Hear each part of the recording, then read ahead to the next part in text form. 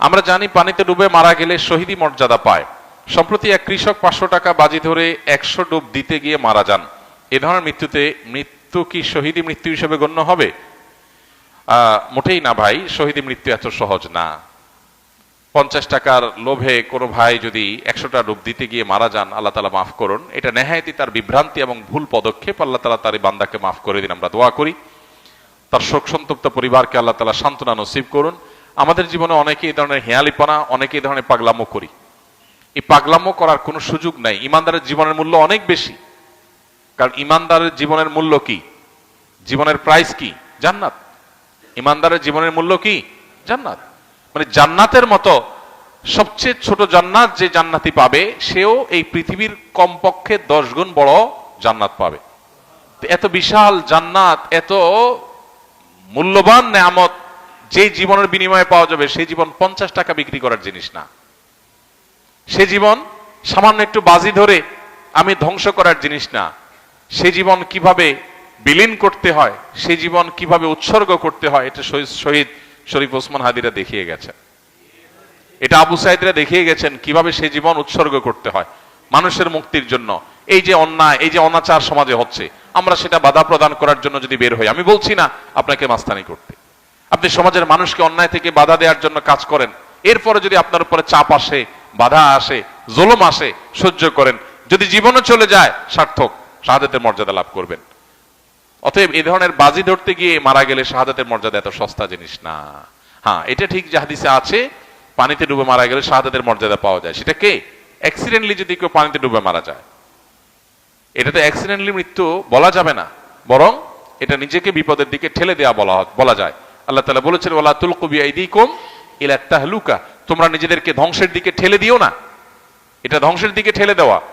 আপনার নিশ্চিত কষ্ট হবে, বিপদ হবে, জেনেও সে কাজটা করা আপনার জন্য জায়েজ নাই পার্থিব কারণে। হ্যাঁ, আল্লাহর সন্তুষ্টির জন্য, আল্লাহর রাহে, আল্লাহকে খুশি করবার জন্য যদি আপনার জীবন যৌবন সবকিছু দিয়ে দিতে হয়, এটা সার্থকতা। এটা সার্থকতা, কারণ এর বিনিময়ে আপনি জান্নাত লাভ করবেন। তো যাই হোক, আল্লাহর বান্দা, তার ফয়সালা আল্লাহ তাআলাই করবেন।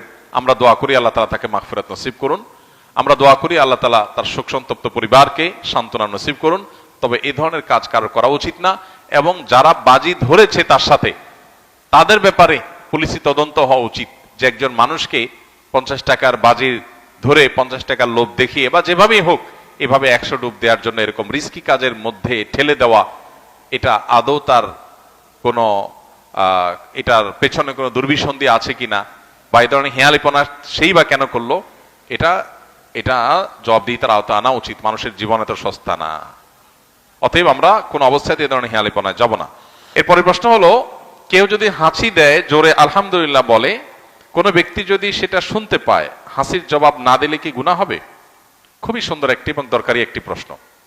ইসলাম আমাদেরকে অত্যন্ত দারুণ শিষ্টাচার শিখিয়েছে এবং সামাজিক এবং পরম সৌজন্যতা বোধ সম্পন্ন মানুষ হতে শিখিয়েছে।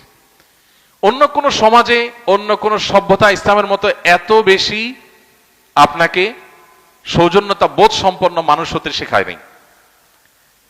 যেমন কেউ যদি আপনাকে সালাম দেয়, আসসালামু আলাইকুম ওয়া রাহমাতুল্লাহ, আল্লাহ বলেছেন, ওয়াইদা হুয়্যিতুম বিতাহিয়্যাতিন ফাহাইয়ু বিআহসানা মিনহা আও রুদ্দুহা, তোমাদেরকে কেউ যদি কোনো ভাষায় অভিবাদন জানায়, সালাম জানায়, তাহলে তুমি সে যতটুকু দিয়ে তোমাকে অভিবাদন দিয়েছে, সৌজন্যতা ভদ্রতার খাতিরে তিনি তোমাকে সালাম দিয়ে দোয়া করেছে, তুমি চুপচাপ থাকতে পারো না, তোমাকেও জবাব দিতে হবে পাল্টা। এবং সেটা তিনি যা বলে দিয়েছেন কমপক্ষে অতটুকু, বরং তার চাইতে বেশি দেওয়া উচিত, না হলে কমপক্ষে যতটুকু বলেছে ততটুকু। কেউ যদি বলে আসসালামু আলাইকুম ওয়া রাহমাতুল্লাহ, তুমি চুপ থাকলা, তুমি গুনাহগার হবে। কেউ যদি আসসালামু আলাইকুম ওয়া রাহমাতুল্লাহ বলার পর জবাবে যদি আপনি বলেন ওয়া আলাইকুম আসসালাম, শুধু কমায় বলেন, তাহলে আপনি গুনাহগার হবেন। তিনি যতটুকু বলেছেন কমপক্ষে ততটুকু বলতে হবে, পারলে বাড়িয়ে বলবেন। তিনি ওয়া আলাইকুম আসসালাম আসসালামু আলাইকুম বললে আপনি বলবেন ওয়া আলাইকুম আসসালাম ওয়া রাহমাতুল্লাহ। তিনি যদি বলেন আসসালামু আলাইকুম ওয়া রাহমাতুল্লাহ, তাহলে আপনি বলবেন কি? ওয়া আলাইকুম আসসালাম ওয়া রাহমাতুল্লাহি ওয়া বারাকাতুহু। অনেক ইমামদের মতে এরপরে মাগফিরাত ইত্যাদিও যুক্ত করা যায়। আলবানী রাহিমাহুল্লাহ এরকম একটা কথা বলেছেন, যদিও বিশুদ্ধ মত অনুযায়ী ওয়া বারাকাতুহু শেষ, এতটুকু। যদি কি ওয়া বারাকাতুহু বলে, তা আপনি অতটুকুই বলবেন।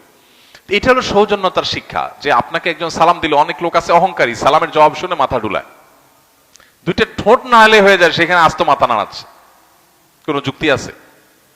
যে কাজ দুই ঠোঁটে করা যায় সেটার জন্য সে কি করতেছে? পুরো মাথা নাড়াচ্ছে। অনেকে মাথাও নাড়ায় না অহংকারের কারণে, এটা গুনাহ। সালাম দেওয়া কিন্তু ওয়াজিব না, কিন্তু সালামের জবাব দেওয়া ওয়াজিব। এবং জবাব মনে মনে দিলে হবে না, শুনায় দিতে হবে, কারণ শুনায় না দিলে লোকটা মনে কষ্ট পাবে।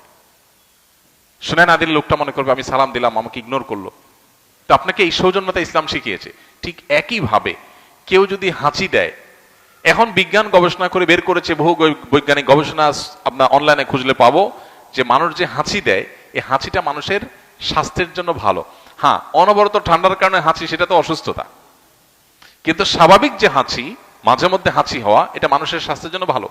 হাঁচির ফলে মানুষের শরীর নির্ভর হয়ে যায়, নানান দিক থেকে মানুষের উপকারিতার পেছনে আছে, বিভিন্ন বৈজ্ঞানিক গবেষণা আছে, অনলাইনে বহু আর্টিকেল খুঁজে পাবেন।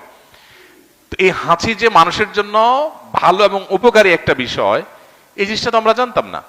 নবী সাল্লাল্লাহু আলাইহি সাল্লামের একটা হাদিস আছে, ফাইন্না শাইতানা ইয়াবিতু ফি খাইশুমি আহাদিকুম, মানুষের নাকের যে বাঁশি উপরের অংশ, এখানে শয়তান বসবাস করে, লুকায়ে থাকে, মানুষের শরীরকে প্রভাবিত করে, তাকে খারাপ দিকে ডাইভার্ট করে। তো হাঁচির পর মানুষ শারীরিকভাবে যেমন সুবিধা পায়, স্পিরিচুয়ালি মানুষ উপকার হয়। এই জন্য সে আল্লাহর কাছে শুকরিয়া জানিয়ে বলবে আলহামদুলিল্লাহ। হাঁচি আসলে কি বলবে? আলহামদুলিল্লাহ, আল্লাহর প্রশংসা করবে, কারণ এটা তার জন্য পজিটিভ, ভালো একটা জিনিস হয়েছে। যখন কেউ হাঁচি আসার কারণে আলহামদুলিল্লাহ বলল, তখন যিনি হাঁচি শুনতে পেয়েছেন বা হাঁচির দাতার আলহামদুলিল্লাহ শুনতে পেয়েছেন, তার উপরে আবশ্যক হয়ে যায় জবাব দেওয়া। এই যে সৌজন্যতার শিক্ষা। হ্যাঁ, হাঁচি যখন আসবে, হাঁচির ফলে নাক থেকে অনেক সময় ময়লা বের হয়, পানি বের হয়, গন্ধ ছড়াতে পারে, আশপাশে মানুষের কষ্ট হতে পারে। সেজন্য আমাদের হাঁচি বিভিন্ন উপায়ে আমরা সেটা যাতে অন্য পরিবেশকে নষ্ট না করে, অন্য মানুষকে নষ্ট না করে, সেজন্য আমরা হাতে, নিজের কাপড়ে, অন্য কিছুতে, টিস্যু বা কিছু দিয়ে আমরা হাঁচি দেবো। সেটা তো অবশ্যই পার্ট অফ সৌজন্যতা, সেটা আমরা করবোই। হাদিস নবী সাল্লাল্লাহু আলাইহি ওয়াসাল্লাম শিক্ষা দিয়েছেন, আলহামদুলিল্লাহ যদি কেউ বলে হাঁচি দেওয়ার পর, আপনি যদি শুনতে পান তার আলহামদুলিল্লাহ, তাহলে আপনার উপরে আবশ্যক, আপনি কি করবেন? তাকে বলবেন পাল্টা ইয়ারহামুকাল্লাহ। কেউ যদি হাসি দিয়ে আলহামদুলিল্লাহ বলে, আমরা কি বলবো তাকে? ইয়ারহামুকাল্লাহ, মানে আল্লাহ তোমার প্রতি রহম করুক। ওই ব্যক্তির আবার কর্তব্য হলো যে সে যে আমার হাসির জবাব শুনে আমাকে দোয়া দিল, আল্লাহ তোমার প্রতি রহম করুক বললো, তাহলে আমিও তার প্রতি দোয়া নিবেদন করব। তখন তার জন্য কর্তব্য হয়, তার জন্য অর্থাৎ যে হাসির জবাব শুনে ইয়ারহামুকাল্লাহ বললো, তাকে একটা দোয়া দেওয়া। কি সেটা? ইয়াহদিকুমুল্লাহ ওয়া ইউসলিহ বালাকুম। বাস এতটুকু এন্ডিং, এরপর আর পাল্টাপাল্টি নাই, তাহলে তো সারাদিন দিতে থাকতে হবে। তাহলে আলহামদুলিল্লাহ বললে হাসি দেওয়ার পর জবাবে কি বলতে হবে? ইয়ারহামুকাল্লাহ। ইয়ারহামুকাল্লাহ শোনা